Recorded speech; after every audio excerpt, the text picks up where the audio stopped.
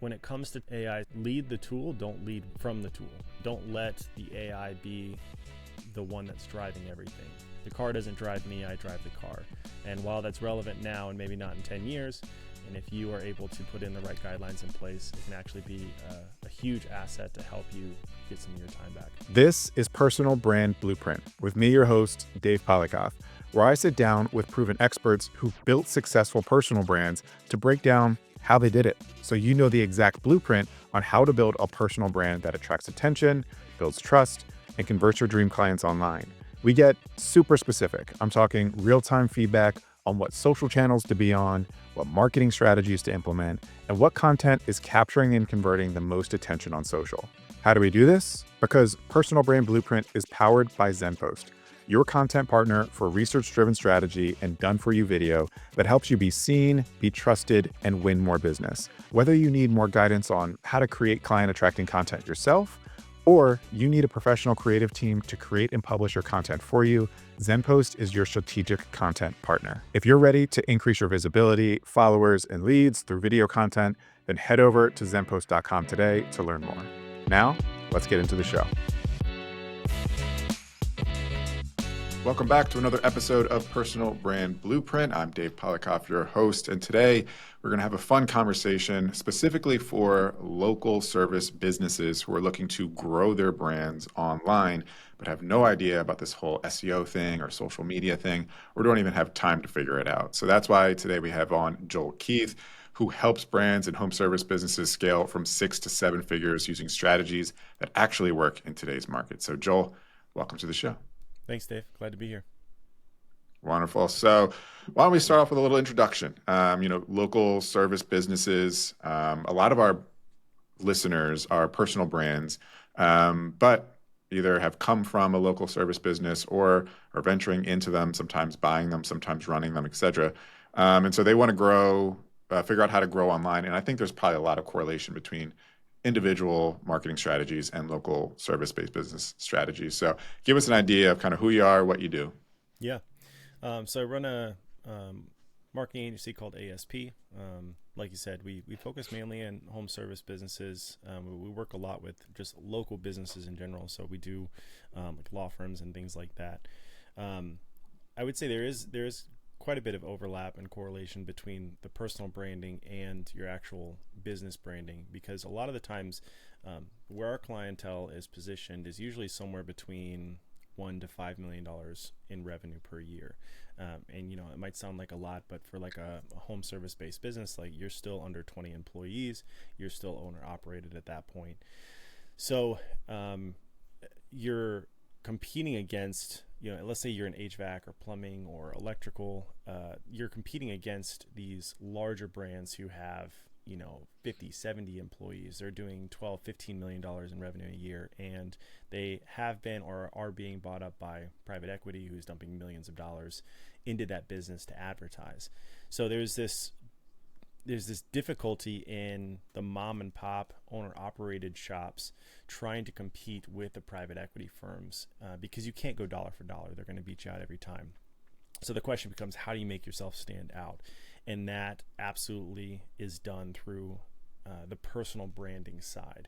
And you can see it even with, larger home service based businesses. A lot of times you see the face or like this cartoonish, person that's on the side of the trucks now because there's so much value in adding a personality to the brand versus just having some faceless brand in itself. Yeah, I find that a lot of service-based businesses, smaller ones especially, typically are like, it started as the one person who just became a really great freelancer, contractor, and then kept getting more and more gigs, and then became, brought on more people, maybe a friend, maybe a brother, family member, whatever, and then built this business. And so it really is this like family business with that like initial founder.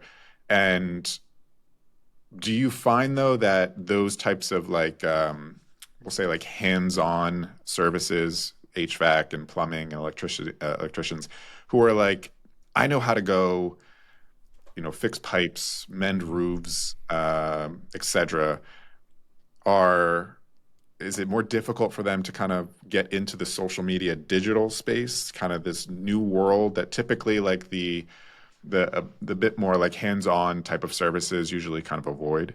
Yeah, 100%. Yeah, that's typically what happens is you have someone that, learned under another company. They got tired of dealing with the bureaucracy of working for someone else and said, "Hey, I'm going to go work for myself." And then they're really good at a specific trade and skill. They've build a good following with referrals and word of mouth, and they might have a website, they might have a Google My Business page that with 15, 20 reviews or whatever, and over the years they'll add on some people. But then what happens is they start to realize, oh, I have people that I have to run payroll now. I have to understand taxes and health insurance and HR stuff, and how to let go of someone appropriately so I don't get sued. And you start learning all these things, and then you kind of get in this spot where you're having to do the trade and do the skill, but also be the owner and the CEO of the business at the same time. And the last thing that usually gets learned is how to market yourself appropriately. And that's where that's where we position ourselves really well, is coming in as kind of like this partner element to say, hey, you've gotten really good at the skill set and the trade. Pass that information down. Here's how we can help you a little bit with operations, but here's how we can help you with the marketing side. And in that, a lot of the times they're like, to your point, I don't want to go dancing on TikTok. I was like, no, I agree. I don't know that you should be dancing on TikTok. But it's more so of figuring out a way to create content that resonates with your people, with your clientele, your personas, or whoever you're going after. And I think the best way to kind of put it is, the content creation isn't for the likes and follows. The content creation is to build your credibility as an individual in a scalable way, and then being able to create familiarity. So when you do have a client who you do show up at their house, they're not skeptical at the quote, because they've seen content from you and they have this inherent trust, or whether it's a lot or a little bit depending on your content and how long they've been following you. But there's a little bit easier process to actually make the sale, gain the trust of the customer, then executing properly. It's easier to get the review after. It's easier to get the referrals after. So local services, obviously, that's dealing with people who are, I don't know, maybe within 10 to 30 miles, maybe of um, wherever that service is based. So very hyper localized. Mm-hmm. How do you, what's kind of a difference in terms of marketing strategy for a local business that needs to attract people within that 30-mile radius versus someone who maybe is an online coach or something that really their radius is globally essentially, or whoever speaks your native language. Yeah. What kind of marketing tactics are you applying that helps local businesses specifically get new business? Yeah. So for me, I personally think that it's way easier to advertise a local business than it is someone that's kind of completely online. Which is funny enough, because we're a digital advertising agency, so we are into, our competition is any other agency in the world. Whereas if you're a local service business, you have a finite amount of competitors, and with that, the strategy is different, in which you can be very hyper focused on those competitors. So you have the people that maybe are kind of under you as a business. They're not as big as you. You have your people that are your direct competition, and then you have the people you want to compete against. So it's a great way of kind of finding 2 to 3 people that you're directly competing with right now, who you probably showing up on the same job sites and bidding. Your sales guys are bidding against their sales guys, and aggregating that information, finding out what they do well, finding out what they don't do well, and then kind of exploiting the weakness in order to help your brand. But with that too, yeah, there's definitely being able to kind of hyper focus your marketing from an SEO and from a paid ad perspective inside specific zip codes or service areas. It allows your marketing dollars to be a lot more efficient versus trying to sell something online or doing e-com where you can ship all over the country. If you're trying to grow your personal brand online through organic content, but you're feeling a little lost and frustrated at this whole content strategy and creation thing, then I want to tell you about a free community I've launched called Zen Post Academy.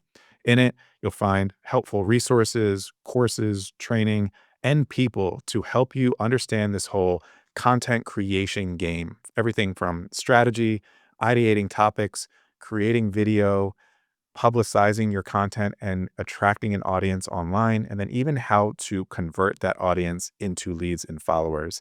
So, again, it's a free community. Check out the link in the description below for a link off to the community. Join today, say hello, and I'll see you over there.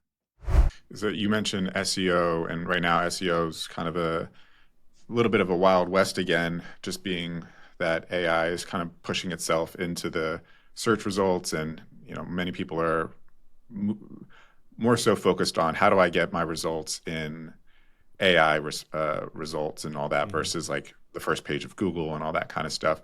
Where are you guys in the world of AI? How do you work with your clients in helping with the kind of AI results side of things, and or how are you using AI internally for your business? Yeah. So there's a couple different terms. There's AEO or GEO, depending on kind of who you ask, and that's essentially referring to, like you said, the LLM's search results for a particular query. The difference between that and kind of what Google used to be from like an SEO perspective is, usually you go, if you got a leaky faucet, you go to Google and you type in, plumber near me, or plumber in, Detroit, Michigan, or whatever it is. Where now a lot more people are going to even to Google and doing this, but also to ChatGPT, Claude, Perplexity, and asking a question. So it's a conversational query instead of just, a keyword phrase. And it might look like something like, hey, I have a leaky faucet, it's dripping here, it's in the kitchen sink, it looks like PVC piping, like what do I do, how should I fix it? And so the information that is generated is changing. It's no longer like hey, here's just a list of links and grab a person, contact them, and they'll help you out. It's more of, here's how to solve the problem yourself, a DIY fix. Or if it's something like, hey, my water won't get hot anymore, okay, this is like someone I should call somebody for. Here's probably your issues, but you should be consulting someone professional. Do you want me to find professionals in your area? So it's definitely changing the way people are getting their results. So for our clients, when we're actually building content, it changes the way that we're building the content to an extent. We've always been an agency that has been very focused on helping brands stand out by educating their clients. So it's not like, an HVAC social media or blog post or whatever. It's not a promotion all day, every day, every time they post. It's, let's do fun videos. Let's do educational posts that lead back to the blog that expands on the education, like helping their customers feel like they've got some sense of value by following the page, and they're not just being fed an ad every time that they post. So there's always been an educational element, but that's where all the LLMs are pulling from now, is finding that educational element in order to inform the results that they provide to that search query, that conversational search query. So the content might look more now of like, hey, we're going to include step-by-step processes of like common issues or common fixes, or how to make a certain decision. And here's the things you should consider in more like a listicle form. Adding FAQs that are relevant to that blog or that landing page or service page or whatever it is. That kind of more question and answer is like how the LLMs process and give information. There's a question and the LLM answers it. So that direct kind of feed from that page to be able to provide to who's searching on that LLM is extremely helpful. And are you guys, when you create content, is there any use of AI that you guys are incorporating to help create that at scale? I know that's usually like there's a whole, I don't want to call it a debate, but conversation around just, AI content and how Google appreciates it or values it and all that kind of stuff. So Yeah. where do you guys stand in all that? Yeah. So there was this big push, I would say probably, last year, and even probably up until maybe the beginning of 2025, where it was like, no AI content, don't make AI content. Google hates it. They're all getting flagged and everything. But it's been refined, and I think a lot of that, I'm a bit of a conspiracy theorist. So my marketing conspiracy theory is that a lot of that came from Google to try to deter people from creating AI content while it developed its own AI capabilities and then launched it, so they can kind of get a leg up. And because it's Google, they absolutely have the ability to do that. But I think that more so now what it is not necessarily don't create content with AI, it's don't be spammy in your content. And like there's guidelines in structure to creating content with AI to make it actually beneficial for the reader and establishing you in your brand voice that would actually be helpful for the reader. Blogs themselves aren't necessarily created for readers. Some people read them, but really they're made for Google, for indexing, for keyword density and things like that. But as long as you're creating content that's actually has depth to a specific topic, that's adding some value to the reader, it's absolutely okay to create AI content. We do a lot of AI content creation for our clients, but it's very, very guided. We spent hundreds of hours going into prompt engineering internally for our own processes for all of our clients. And we have a really, really solid system that allows us to create a lot of content that's budget friendly for the client of ours. It allows us to create a high volume of content, but still maintain the quality and the brand voice. So there's a whole process that we go through of having them walk through the system. We create customer personas, make sure the brand messaging is there, and then aggregate all of the online information they've made over the years. And we use those along with our internal SOPs to create those guidelines that all of our AI content has to flow through and abide by before it gets launched. I think that's a really interesting topic here. Is there's a lot of our listeners right now that try to use AI to create content for them and fail, I think, for a lot of the reasons that you started to tease here in terms of what they're not doing in order to help AI understand brand voice, context, ideal client, all that kind of stuff.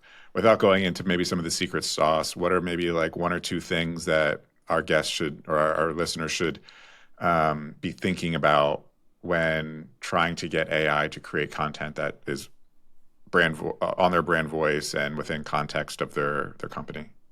Yeah, so I guess it kind of depends on the stage of where they're at as a company. If you're well established and you have a website that's, let's say you're again, we'll use HVAC because it's an easy example. If you have an HVAC company and you've got a 25-page website and you've got all this content and you agree that the content on your website is in your brand voice, that in itself is a huge opportunity to leverage that content. So, and now with ChatGPT and Claude and Perplexity and all being able to do scrapes of websites internally, you don't have to use third-party tools or copy and text files.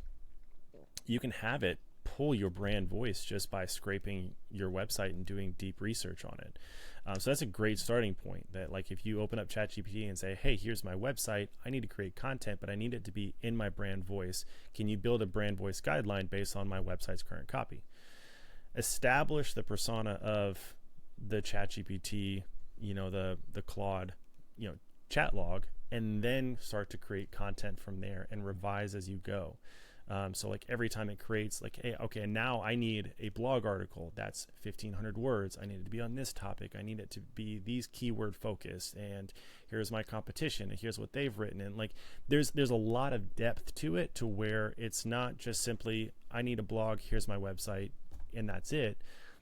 It's aggregating so much more information to help really refine the content that's being put out to where there's actual quality of content coming out.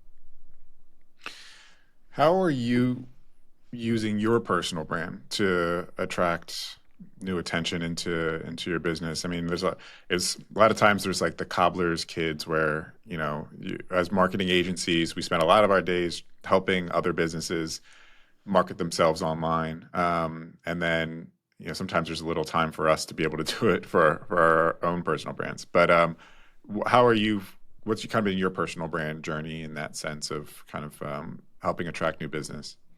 Yeah, so I think that building your own personal brand as an owner of a business is definitely a luxury because a lot of people, especially with our clientele, there's a lot of owner-operated stuff, and you get so stuck into the day-to-day that you don't have the ability to kind of get out and do the actual development. Like you said, the cobbler's kid's shoes are the ones always falling apart, like to get out and do your own work. I think our website sat in limbo for probably a year and a half of like, oh, we need to get to this. And we like slowly built it out and changed it. And we revise it, and we like revise the whole thing. And we're like, actually, we hate this, because by the time we revised it, everything's updated. We need to do it again. But for me, it's started more so probably within the past year or so. But I mean, like we're doing right now, podcasting is just a huge opportunity to be able to sit down with someone for, if you sit down for a 45-minute conversation, you can get 15, 20 posts out of it. And there's tons of tools out there. There's agencies like ours that work with podcast companies that, we kind of either white label our services, edit all the content and send it, or we actually go through and our clients of ours send us their podcast stuff. We chop it up and then we use it in their social media campaigns. So that's probably like the easiest win, is just go out and find a podcast placement company. You pay a couple $100 a month, and then, they put you on podcasts and you create that content. But outside of that, I think, being able to be active on social media, networking locally, especially if you're a local service business, like chamber networking, for some people, BNI is really, really good depending on your industry. But it's got to be to where you've got yourself in the business. You've got enough out of the day-to-day that you can actually spend the time developing and creating the content to get out there. Yeah. I know AI is an element of that. There's, content automation is more and more prevalent now with a lot of these automation tools. Is there any steps in that process that you're using to kind of help, or maybe even just delegating in terms of your creative process? Or is that mostly like, I just like to have control over the entire thing and I'm just going to see it all the way through? So funny enough, if it wasn't necessary for our business or to grow our business, I absolutely would not do anything with social media. It's kind of like a necessary. You know how many times I hear that? It's Yeah. crazy. Yeah. At what point are we lying to ourselves, right? Yeah. But I would say that there's a ton of opportunities. So for us, for me internally, like I have a VA that I use to help with a lot of this. So I have a VA that's an editor and a VA that's kind of like a project manager / assistant. So that allows me to hand off a lot of stuff to them to be able to create the content and then post it. Not everyone can afford that, although VA services are really, really affordable for most people. But there's tools like even just, again, using ChatGPT and Claude. If you create content like this, like when you upload this into YouTube, I can take the transcript from all of this and then I can throw that into ChatGPT or Claude that I've built out specifically for me and say like, hey, are there one-liners in here that would make good Twitter posts, or X posts? Or is there information in here that we could turn into a carousel? And it'll pull that information and you can kind of sift through it and say, actually, that looks good. I'll take that information. I put it in our content calendar that gets sent to the VA, and then she goes and creates the content for it, schedules it in our scheduler, and then that gets posted to social media. So it's not that you have to sit down and write all this stuff out. You can use existing content to then churn out new content, or at least be inspiration for helping churn out new content. Yeah, love that. I'm a big advocate on that. So what's kind of the plan? I mean, we're in the back half of 2025 now. What's kind of the future for you in the next like 6-12 months? Is there any big projects that you want to kind of dive into? I know obviously with AI, it's always evolving. So like, how can we use that more? But what are some of the areas in marketing that you want to start experimenting in and using to try to, get your name and your company's name out there more? Yeah. So for us, there's so many new startups with AI that, I mean, there's got to be hundreds launching every single day to do something different with AI and and automations or whatever. For me and for our agency, I have 3 partners as well. We're not heavily focused on the AI element or the AI implementation specifically for the local service brands as much right now. I'm kind of waiting to see like what actually sticks around and what's going to be beneficial, instead of just trying to go out there and create a bunch of AI stuff that they're not going to use. Because that kind of goes back to your point earlier about them being a really skilled tradie and then coming up and building a business, like AI is probably not something that they're trying to go out and learn, let alone know how to really work with or implement into their business. So those AI implementations, like there's some here and there that I think are beneficial, but for the most part, it's nothing too advanced as far as the market's concerned. For us internally, we're focused on continuing to grow as an agency. We doubled our revenue the past 12 months, and we're looking to double our revenue again in the next 12 months. So August 1st is our next deadline. But then we've also started a joint venture, so our own kind of private equity firm. So as we find other local service businesses that are owners looking to exit, maybe they're like, I can't scale past $1 million a year. I can't scale past $3 million a year. We've partnered with a good friend of ours who's also an operational expert and coach for businesses. We'll be able to kind of implement a fractional C-suite team essentially into a business after we kind of buy into it, take it to the next level, and either continue to have it in our portfolio or turn around and sell it ourselves to someone else that's ready to take it to that next step. This is really cool. I want to spend some time on this real quick because I know, as I mentioned at the beginning of this podcast, the idea that a lot of our listeners are solopreneurs or C-suite in themselves and whatnot, personal brands, and while they don't necessarily work within like a service-based business, there is this kind of growing, I won't say trend, but growing business model of finding really established, quality, family-oriented, service-based businesses who maybe the founder has kind of aged out. Maybe it's a baby boomer who is looking to retire and they're looking for new ownership. And so, acquiring these service-based businesses and injecting in these digital strategies that they typically aren't familiar with because they're like we said, they're very much just like, I know how to fix pipes and I don't really know too much about social media stuff. So there's kind of this wave of, is there opportunity there for the digital entrepreneurs who want to get into more, kind of get offline, if you will, and get into more of these like service-based businesses, but inject their knowledge of service, digital into that. What kind of inspired that decision, and what's some tips I guess you can maybe give people who are interested in doing the same? Yeah, so I would say that for myself and my partners, I think we're more so serial entrepreneurs than we are just really good marketers. As a matter of fact, me and one other partner are really the marketers. The other two have multiple other businesses inside of the mental health counseling and addiction recovery industry. And that's their primary focus. Me and one other partner, this is our primary focus because we come from a marketing background. But I mean, before ASP even, I had four or five other businesses that were about content creation, photo, video, other marketing agency and everything. All my other partners have other businesses that are inside, trades as well. So this is kind of just the game of business is something that we're just very much kind of enthralled with. But one thing that we definitely saw from, the COVID pandemic was what jobs are recession proof, essentially. And the trades-based businesses absolutely are. Not to say that trades businesses didn't take a hit. There was a lot of smaller businesses that struggled or went out of business. But the home service base specifically, there was a lot of revenue boosts from those industries because everyone was staying home and breaking shit in their house. That's why. Yeah, between staying at home, realizing, oh, I have to be here all the time. I don't like the way this looks. Or yes, it breaks down, and then you got handouts from the government as well. So like everybody had extra money in their pocket that they wanted to spend on investing in their asset, right?